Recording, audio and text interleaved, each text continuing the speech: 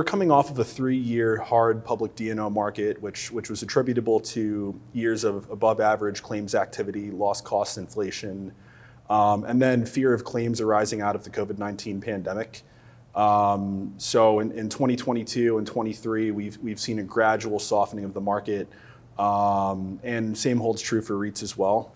Joining me today is Tim Crowley, Senior Vice President with Alliant, and Christian Hartman, Underwriting Manager, Large Commercial REIT with Arch. Thank you both for joining us today. Good afternoon, Matt. Thanks for having us. Now, Tim, can you start by giving us a brief overview of Nareit's D&O program?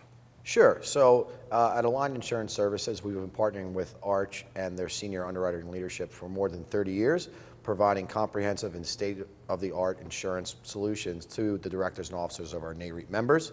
And we've continued to do that and update the forms and scope of coverage to adapt to the most current claims trends and available insurance grants in the market. And Christian, can you please provide an update on the securities class action landscape and any trends you're seeing in the REIT space? Sure, Matt. So after years of elevated securities class action activity from 2016 to 2020, we've seen fewer filings due to lesser M&A activity as they've switched from class actions to single plaintiff and thus being taken out of the overall numbers. Taking M&A filings out of the equation, core SCA filings are still relatively flat year over year and up about 4.5% versus historical norms. Some of the current drivers in core SCA filings include things like cryptocurrency and SPACs. Regarding IPOs, I know that market has been quieter over the past year. Section 11 claims are still up versus historical years, just given broader underperformance in the market. As it pertains to REITs and the Nareit membership, frequency is definitely less of a trend given the smaller sample size. On average, we see 1 to 5 core SCA filings in any given year. And while there haven't been many settlements in recent years, the most recent settlements do indicate that severity is on the rise, which is in line with what we've seen in the broader public D&O space. Great. And speaking on the broader public D&O market, can you give us an update on what you're seeing there overall and specifically as it pertains to REITs?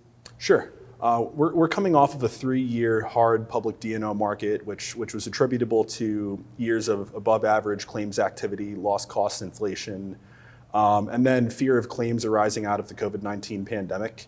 So in 2022 and 23, we've seen a gradual softening of the market, and same holds true for REITs as well. Although in the REIT space in particular, we didn't see the significant adjustments in pricing and retentions as we did in the broader public D&O space. And while the REIT market did harden, there's definitely been a lot more stability in the program, in the Nareit membership, and that's reflective of our view of the program and how REITs have performed over the long run. Now, Tim, to wrap up with you, if people are interested in learning more about the Nareit program, how can they go about doing so? Sure, we can always contact the fine folks at Nareit, but also you can contact me at timothy.crowley@alliant.com or steve.kelly@alliant.com.